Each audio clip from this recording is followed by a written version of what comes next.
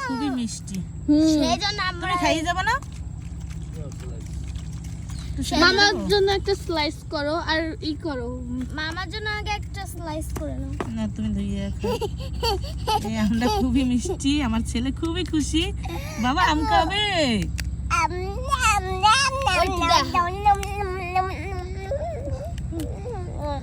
ও যা দুষ্টুমি করে মামা একটু রিভিউ দিও মামার মুখ এটা ধুইয়ে দে আর একটু মোহাম্মদ দে এইখানে পানি আছে এটা দোলার এটা দোহার কেমন দেখি আমি এখন খেয়ে রিভিউ দেব